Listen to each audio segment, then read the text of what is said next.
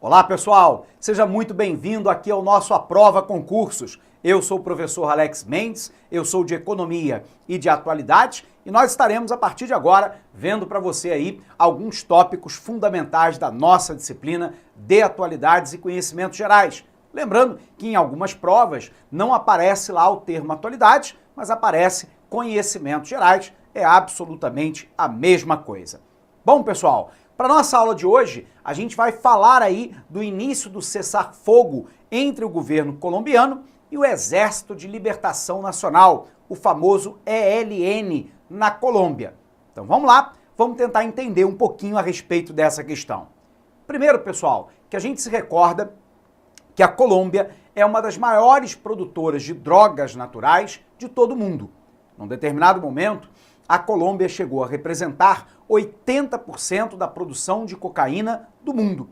E isso se dava fundamentalmente porque nós tínhamos dentro da Colômbia três grandes condições consideradas aí suficientes e necessárias para que o país, infelizmente, se tornasse um narco-exportador.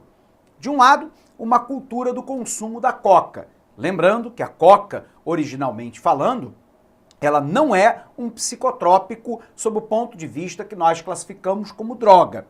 Esse psicotrópico, presente na folha de coca, na realidade é utilizado para mascar a coca para poder diminuir os efeitos ou as sensações provocadas pelas elevadas altitudes. E, portanto, historicamente é utilizada sobretudo pelos indígenas dessa região andina da América do Sul. O problema é que quando nós pegamos essas folhas de coca e nós as refinamos, e aí sim nós temos o subproduto, que é a cocaína e o crack. Observe você, então, que nós temos um primeiro grande elemento, que é um elemento cultural. O plantio da coca, e o consumo rotineiro de coca destinou parte dessa população dessa região para que mais tarde fosse aliciada pelos narcotraficantes para poder se transformar em grandes produtores de cocaína. O segundo grande elemento da Colômbia é a presença de uma vasta floresta equatorial úmida, que é a floresta amazônica. Lembrando que 67% da floresta amazônica está em território brasileiro, mas na verdade essa floresta está presente em 9 países da América do Sul. E sendo assim, é uma floresta latifoliada, de árvores altas, folhas muito largas, o que dificulta e muito o monitoramento das áreas de plantio, de refino e de transporte, sobretudo de cocaína, dentro dessa região. Por um outro lado, a Colômbia é um país conflagrado, que vive uma guerra civil nos últimos 50 anos entre dois grandes grupos. De um lado, o exército representando o Estado Democrático de Direito, o governo colombiano, e do outro lado nós temos as chamadas narcoguerrilhas. E aí temos as narcoguerrilhas de esquerda, como as FARC, as Forças Armadas Revolucionárias da Colômbia, o ELN, o Exército de Libertação Nacional, e a narcoguerrilha de direita, que é formada pelos paramilitares. Antes da gente avançar, pessoal, vamos dar uma olhadinha lá para a gente colocar isso no quadro para você. Então, nós estamos falando aqui, inicialmente, a respeito da Colômbia, e nós acabamos de dizer que a Colômbia é um país que possui algumas condições que lhe tornam, pelo menos potencialmente susceptível, a ser um grande país narcoexportador. Primeiro lá, o plantio e o consumo da folha de coca feita de maneira cultural pelos indígenas da região. Por um outro lado, a presença de uma floresta equatorial, que é a floresta amazônica, que dá uma cobertura para o plantio, transporte e refino da droga, e finalmente, pela Colômbia, se ver na situação de país conflagrado. Lembrando que essa conflagração, ela acontece entre dois grandes grupos, De um lado, o Estado colombiano que é um Estado democrático de direito, e do outro lado, as chamadas narco-guerrilhas. Nós denominamos de narco-guerrilhas porque são guerrilhas profundamente envolvidas com a questão do narcotráfico. Nós temos as narco-guerrilhas de esquerda, e aí nós estamos falando das Forças Armadas Revolucionárias da Colômbia e do ELN, o Exército de Libertação Nacional. E temos uma narco-guerrilha de direita, representada pelos paramilitares. Então, pessoal, nós precisamos entender essa condição de país conflagrado que é a Colômbia. Nossa primeira tarefa, então, é tentarmos entender a narco-guerrilha das Farc e dos paramilitares para então entendermos a do ELN. Vamos nos recordar. Primeiro, pessoal, nós sabemos que nós temos a narco-guerrilha das Farc, as Forças Armadas Revolucionárias da Colômbia. As Farc era um grupo guerrilheiro que optou pela luta armada pela tentativa de chegada ao poder, de uma tendência basicamente marxista-socialista, queria pela revolução chegar ao poder dentro da Colômbia. Essa guerra entre o governo colombiano e as Farc duram pelo menos 5 décadas. E aí qual é a grande questão? Como até a guerra foi uma guerra muito longínqua, nós percebemos que as Farc tinham um grave problema de tentar encontrar mecanismos de financiamento. Num primeiro momento, esse financiamento passou a ser cobrar pedágio dos narcotraficantes que passavam pelo território das Farc. Mais tarde, as Farc perceberam o óbvio. Muito mais interessante do que cobrar pedágio de narcotraficantes era narcotraficar. E aí as Farc se tornaram, de fato, uma narco-guerrilha. Essa guerrilha foi, ao longo dos anos, perdendo capacidade de arregimentação de novos soldados, ao mesmo tempo que foi perdendo a capacidade de convencimento da sociedade colombiana de que aquela via era a melhor via para se ascender ao poder. Ao longo do tempo, uma série de crimes comuns foram cometidos, como sequestro, morte, latrocínio, tomada de propriedade, estupro, roubo, furto e outros mais. O que fez com que na última pesquisa, 93% dos colombianos achassem que as Farc estavam envolvidas com narcotráfico e mais de 87% dos colombianos não apoiassem a luta armada para a chegada ao poder. Um evento, no entanto, vai ser decisivo na inflexão dessa guerra. Os Estados Unidos serão atacados em 11 de setembro de 2001 pela Al-Qaeda. O então presidente George Walker Bush inicia então um combate total ao terror. A grande questão é que os Estados Unidos consideravam que as Farc eram um grupo terrorista.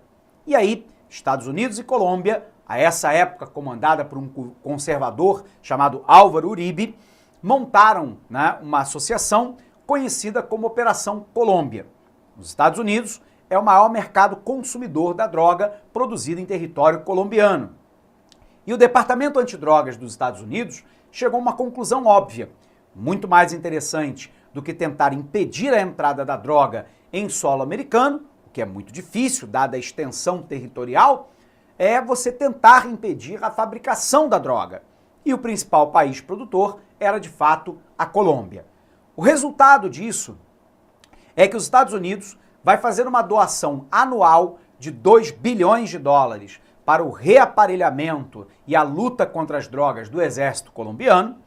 Os Estados Unidos fará uma venda massiva de armas, helicópteros, para reaparelhar as forças do Estado colombiano que faziam o contraponto às Farc, e os Estados Unidos coloca analistas militares americanos em solo colombiano para treinar as forças colombianas e fazer serviço de inteligência para o exército colombiano dar o enfrentamento às Farc. A estratégia funcionou e aí várias lideranças das Farc ou foram presas ou foram mortas. Isso aconteceu com Manuel Marulanda, líder e criador das Farc, com a comandante Karina, uma das principais comandantes, o Mono Jojoy, que era o comandante militar, o porta-voz, que era o Raul Reis, até um determinado momento em que a guerrilha ficou acéfala, sem comando. E aí, recentemente, já no governo do atual presidente Juan Manuel Santos, que foi ministro da Defesa do conservador Álvaro Uribe, as Farc finalmente cederam e fizeram um acordo de paz com o governo colombiano, onde as Farc se comprometem a entregar todas as armas, a parar a luta armada, entregar as terras por ela controladas. Por um outro lado, vira um partido político, passa a ter direito a cadeiras asseguradas nas próximas eleições colombianas, e a luta agora vai para um outro espectro. Do outro lado, a gente precisa entender a narcoguerrilha dos paramilitares. Como historicamente o exército colombiano nunca foi forte o suficiente para vencer as Farc, mas nunca foi fraco o suficiente para perder a guerra, nós tínhamos na Colômbia um limbo, onde parte do território era dominado pelas Farc. E aí, a burguesia urbana e a oligarquia rural resolveram financiar um grupo de militares da ativa e inativos para dar um enfrentamento paralelo ao grupo das Farc. Esse grupo é o paramilitar.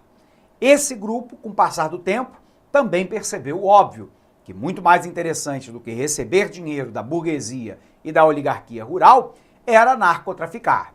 E aí virou um grupo de narcotraficantes de direita. Finalmente, então, chegamos agora ao grupo ELN. O grupo ELN, que foi criado por um padre, por um ex-padre da Igreja Católica, ligado ao movimento da Teologia da Libertação. Esse movimento na Igreja Católica faz lá uma opção preferencial pelos pobres, e esse padre, ao criar o Exército de Libertação Nacional, entende que somente a revolução armada para a tomada do poder poderia libertar a Colômbia do jugo de uma burguesia e de uma oligarquia rural que vivia na opulência, enquanto que a maioria da população colombiana vivia numa pobreza extrema.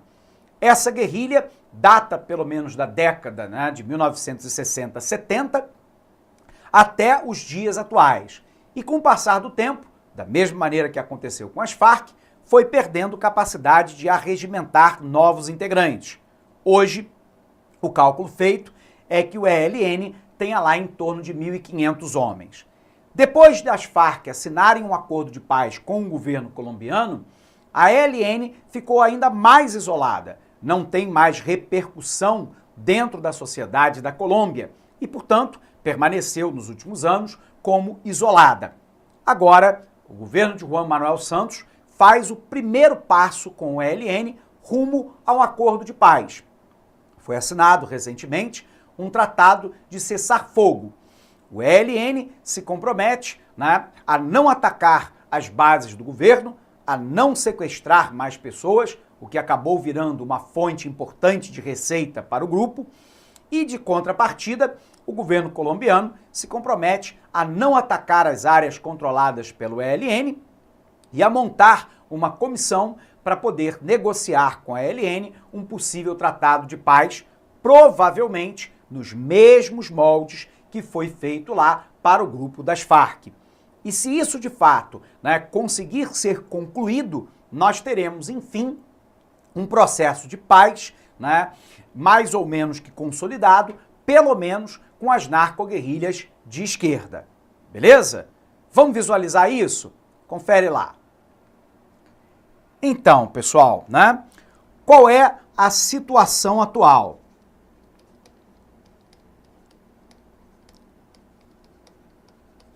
A situação atual é que, no que diz respeito às Farc, nós temos aí um processo de pacificação em curso.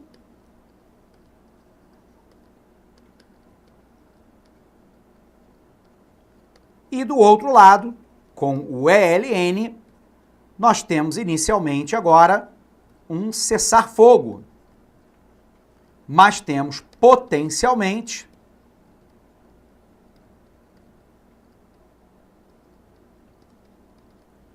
um acordo de paz que pode vir a ser celebrado nos próximos meses, nos mesmos moldes da qual as Farc participaram.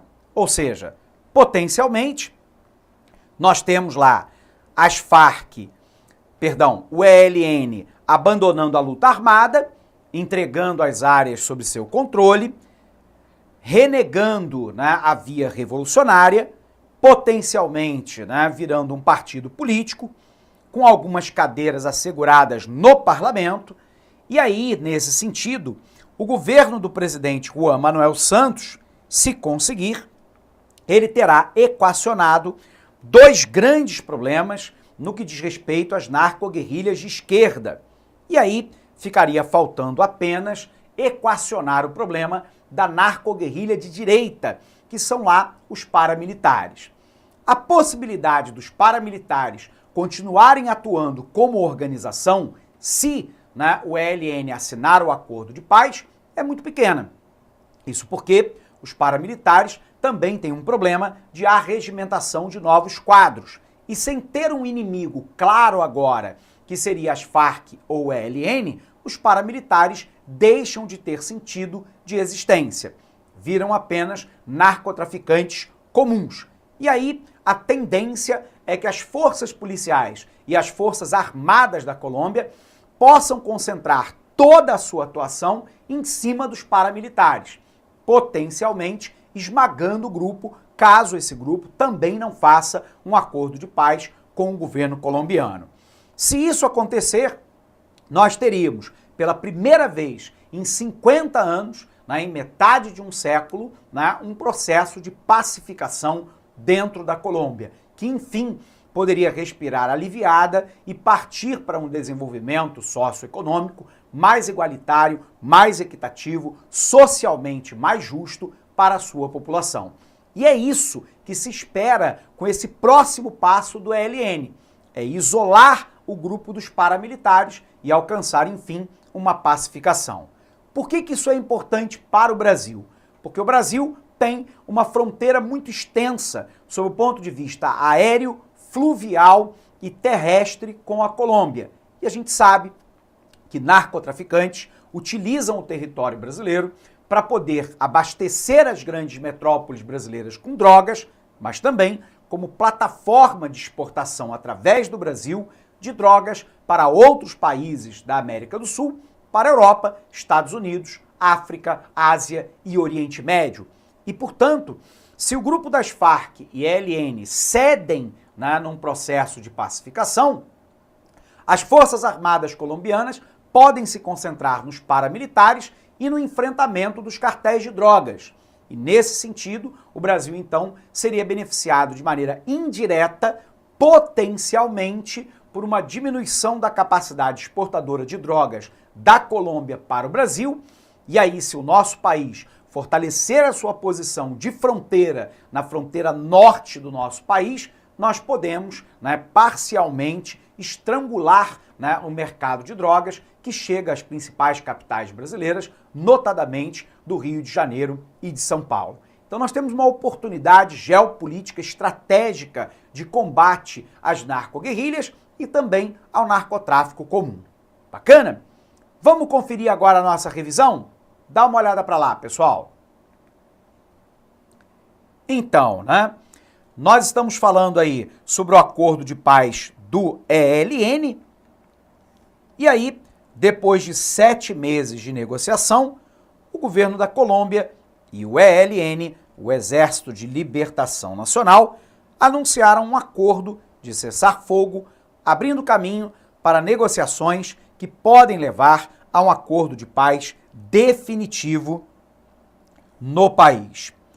O ELN é atualmente a última grande guerrilha em operação na Colômbia, depois que as Farc, Forças Armadas Revolucionárias da Colômbia, entregaram as armas e anunciaram a criação de um partido político num processo de desmobilização que teve início no final de 2015. O ELN se comprometeu a parar com o sequestro de colombianos e estrangeiros. A atividade é uma das fontes de recursos do grupo, Só em 2017, os guerrilheiros sequestraram 12 pessoas, das quais 4 ainda permanecem em poder do grupo. Outro compromisso diz respeito à explosão de oleodutos e de pontos de infraestrutura como torres de energia, das quais o ELN se comprometeu a não mais fazer durante o cessar-fogo. Por outro lado, nós temos os compromissos assumidos pelo governo do presidente Juan Manuel Santos, que assumiu o compromisso de transferir guerrilheiros presos para unidades de detenção mais próximas de seus locais de origem e de moradia de suas famílias, o que facilitará a visita de parentes, que é um direito protegido por lei. Outro compromisso assumido pelo governo de Santos é o de emitir alertas preventivos sempre que haja ameaça de morte detectada pelo Serviço de Segurança contra líderes comunitários. Mas a pergunta é: o que é e o que quer o ELN? O ministro da Defesa da Colômbia considera o ELN o segundo maior grupo guerrilheiro em atividade do país, com 1.500 combatentes. O grupo nasceu em 65, inspirado na Revolução Cubana, liderada por Fidel Castro em 1959. Um de seus fundadores, Camilo Torres, foi padre católico, defensor da teologia da libertação, linha ligada ao socialismo, que questionava as estruturas econômicas e sociais, a desigualdade e as injustiças, sobretudo no ambiente rural. Nos anos 80, o grupo radicalizou as suas ações e passou a explodir com frequência canais de oleoduto que passam pelos departamentos de Arauca e de Antioquia, onde o grupo é forte.